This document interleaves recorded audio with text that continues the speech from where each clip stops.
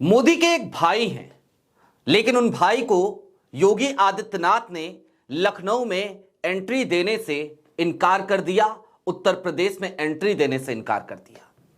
तो दूसरी तरफ अमित शाह हैं। अमित शाह की अपनी महत्वाकांक्षा है और आज की तारीख में अब योगी और मोदी दोनों के भाग्य का फैसला अगर किसी के हाथ में है तो ऐसा लगता है जैसे वो अमित शाह ही हैं। बीच में थोड़ा सा एक्टिव हुए थे, मोदी जी को डिफेंड कर रहे थे, लेकिन अब फिर से उन्होंने खामोशी अख्तियार कर ली है। दरअसल आज की तारीख में कहानी यह नहीं है कि अब मोदी जी का क्या होगा या फिर कि योगी दिल्ली पहुंचेंगे कि नहीं पहुंचेंगे। मैं डे वन से एक बात कह रहा हूं कि इन दोनों की आपसी लड़ाई भारतीय जनता पार्टी का बंटाधार करके मानेगी, लेकिन हां, इतना जरूर मानिए कि कहानी तो उस दिशा में बढ़ चली है जहां मोदी को गुजरात जाना होगा और योगी को ऐसा लगता है जैसे गोरखपुर। अब पहले गुजरात मोदी जाएंगे या पहले योगी गोरखपुर जाएंगे, बस देखना यही दिलचस्प है। सारी बातें जरा विस्तार से करेंगे। नमस्कार, मैं स्वप्निल और आप मुद्दा देख रहे हैं। दोस्तों, आगे बढ़ें उससे पहले वही छोटी सी अपील। मुद्दा इन दिनों एक गंभीर आर्थिक संकट से जूझ रहा है। एक तरफ हमारे मेन बैंक अकाउंट्स फ्रीज चल रहे हैं, तो दूसरी तरफ हमारे 2.5 साल पुराने चैनल को हमसे लंबे समय तक छीन कर रखा गया था। ऐसे में डे टू डे ऑपरेशंस में मुद्दा को काफी मुश्किलों का सामना करना पड़ता है। लिहाजा आपसे गुजारिश है, यदि आप चाहें तो स्क्रीन पर दिख रहे क्यूआर कोड या फिर के नीचे दिख रहे यूपीआई नंबर के जरिए मुद्दा की छोटी छोटी मदद जरूर कीजिएगा। अब आगे बढ़ते हैं और सबसे पहले मोदी के भाई की तरफ चले उससे पहले भी आपको मोदी जी की एक वादा खिलाफी याद दिला देते हैं। दरअसल गुजरात से जब अमित शाह और नरेंद्र मोदी दोनों दिल्ली की यात्रा तय कर रहे थे, उस वक्त पे एक वादा किया गया था और उसी वादे के तहत, उसी वादे की पृष्ठभूमि में हमने देखा लाल कृष्ण आडवाणी घर बैठ गए, मुरली मनोहर जोशी घर बैठ गए। अब बारी राजनाथ सिंह और प्रधानमंत्री नरेंद्र मोदी की आन पड़ी है कि उन्हें घर बैठना है। दोनों का नाम मार्गदर्शक मंडल में है, लेकिन प्रधानमंत्री नरेंद्र मोदी ने 75 वर्ष की उम्र वाला वो फॉर्मूला तोड़ दिया और जैसे ही इस बार उनकी उम्र 75 वर्ष के पार हुई 17 सितंबर को, प्रधानमंत्री नरेंद्र मोदी ने पता है क्या कहा? उन्होंने कहा कि गठबंधन की सरकार है और गठबंधन की सरकार को चलाने के लिए मेरी बड़ी जरूरत लगेगी, लिहाजा अभी मैं कुर्सी नहीं छोड़ सकता। ये प्रधानमंत्री नरेंद्र मोदी की सोच थी, जबकि सच्चाई इससे बिल्कुल इतर है। सच तो यह है कि आज की तारीख में अमित शाह ही तो हैं जो पर्दे के पीछे से सब कुछ मैनेज करते हैं। भारतीय जनता पार्टी कैसे जीतेगी यह सुनिश्चित अमित शाह करते हैं। भारतीय जनता पार्टी की चुनावी रणनीति क्या होगी यह अमित शाह बारीक नजर रखते हैं। अमित शाह के रडार पर देश के कोने कोने का भारतीय जनता पार्टी का नेता होता है और अमित शाह कभी भी किसी भी भारतीय जनता पार्टी के कार्यकर्ता को फोन घुमाकर बात कर लेते हैं। उन अमित शाह से यदि प्रधानमंत्री नरेंद्र मोदी वादा खिलाफी करेंगे तो क्या होगा? तो वही हो रहा है जो आज की तारीख में आपको दिख रहा है। अब उन बातों को भी भूल जाइए कि भागवत क्यों छटपटा रहे हैं, बदला लेने के लिए बदला ले पाएंगे या नहीं ले पाएंगे। कोशिशें हालांकि पूरी हैं, तलवारें खिंची हुई हैं म्यान से, युद्ध चल रहा है, लेकिन उन सब के बावजूद होगा तो वही जो शाह चाहेंगे। खैर, अब शाह क्या चाह रहे हैं, क्यों चाह रहे हैं, उस पे भी थोड़ी देर के लिए विराम लगाइए और अब मोदी जी के भाई की तरफ बढ़ चलिए।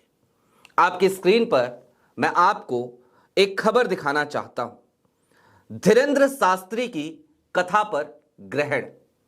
मोदी जी, याद होगा आपको, मोदी जी को ये भाई, ये मोदी जी इनको अपना छोटा भाई कहते हैं। चर्चित कथावाचक धीरेन्द्र कृष्ण शास्त्री की राजधानी में पहली बार होने वाली कथा पर ग्रहण लग गया है। एलडीए ने राष्ट्र प्रेरणा स्थल में उनका 9 से 18 मार्च तक का आवंटन बृहस्पतिवार को अचानक निरस्त कर दिया। एलडीए और पुलिस के अफसर इसकी साफ वजह नहीं बता रहे हैं। बृहस्पतिवार को यानी कल की तारीख में रद्द हुआ।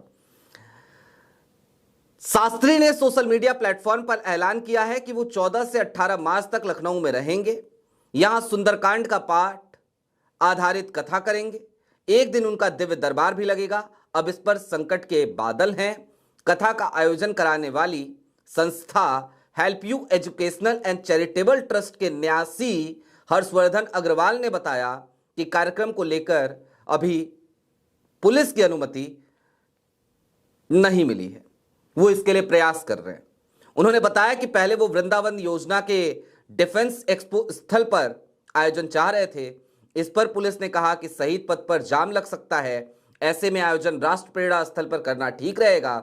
इसके बाद एलडीए में आयोजन कर स्थल बुक कराया। पैसा जमा करने का पत्र भी मिला पर यह जमा नहीं हो पाया। सोचिए, कल की तारीख में रद्द हुआ है आवंटन। क्यों हो रहा है ये सब कुछ, अब जरा उस चीज को भी समझ लीजिए। आपके स्क्रीन पर अजीत भारती का एक ट्वीट है। मैं सिर्फ ट्वीट लगा रहा हूं क्योंकि अजीत की वीडियो भी है इसमें, और बाकायदा वीडियो में अजीत भारती ने कहा है कि दरअसल आजकल जो कुछ भी हो रहा है योगी को 2027 का चुनाव लड़वाने के लिए हो रहा है। अब एक तरफ योगी मोदी के भाई को एंट्री नहीं दे रहे, दूसरी तरफ मोदी के इकोसिस्टम के लोग अब योगी के साथ जाकर खड़े हो रहे हैं। लड़ाई चल रही है ना, युद्ध चल रहा है ना। और ऐसा युद्ध, इसकी परिणति क्या होती है? परिवार में दो भाई लड़ते हैं तो नुकसान क्या पड़ोसी का होता है? क्या किसका होता है नुकसान? जाहिर सी बात है परिवार का होता है। भारतीय जनता पार्टी को परिवार ही तो कहते हैं प्रधानमंत्री नरेंद्र मोदी।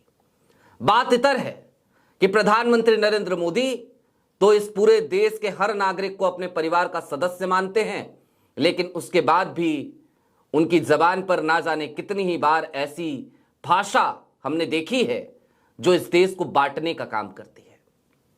खैर, अब ये दो चीजें मैंने आपको सिर्फ इसलिए दिखाई ताकि आप इस बात को समझ सकें कि युद्ध का आगाज हो चुका है, दोनों तरफ से युद्ध चल रहा है। अब गोरखपुर और गुजरात वाली जो थ्योरी है उसको जरा समझ लीजिए।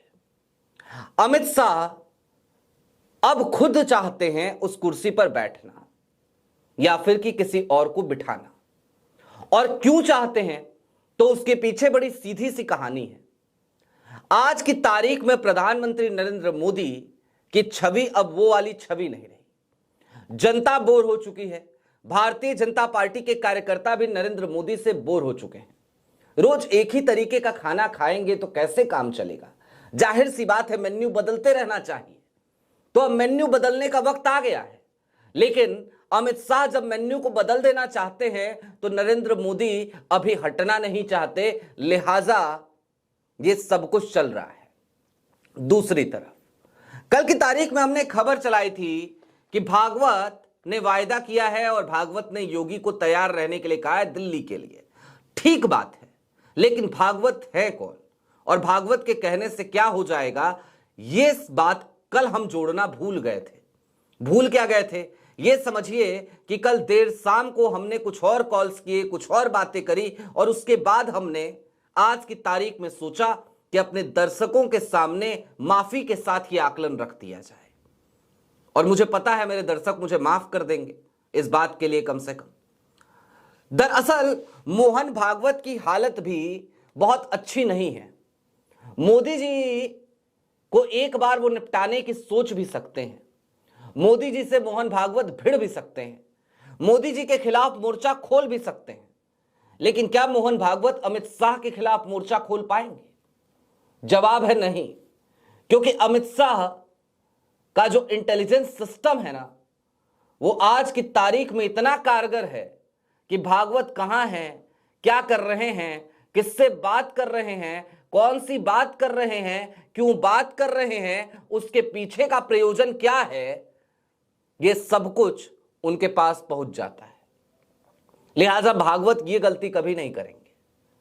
और ऐसे में क्या योगी आदित्यनाथ के दिल्ली पहुंचने पर अमित शाह नंबर 2 की भूमिका में वहां रहेंगे? कल की तारीख में जब संतोष भाई ने यह बात कही थी न्यूज लॉन्चर उत्तर प्रदेश उत्तराखंड पे, तो तब भी मैंने उनको काउंटर किया था कि यह संभव नहीं है, क्योंकि अमित शाह कभी भी योगी आदित्यनाथ के मातहत काम करने को तैयार नहीं हो सकते, उसकी कोई संभावना नहीं है।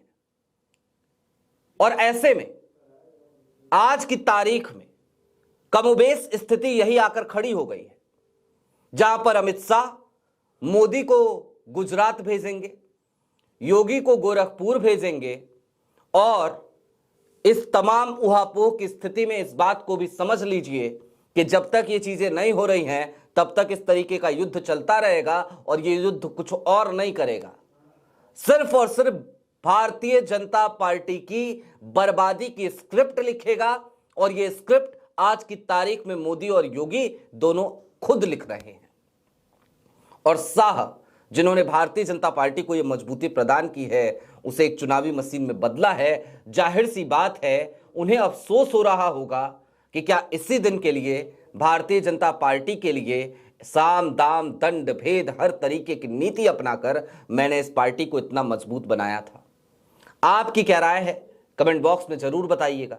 अभी के लिए दीजिए इजाजत। चलते चलते फिर वही अपील, चैनल पे नए हो तो सब्सक्राइब करते हुए जाइएगा, सक्षम हो तो छोटी छोटी मदद मुद्दा की जरूर कीजिएगा। बहुत शुक्रिया।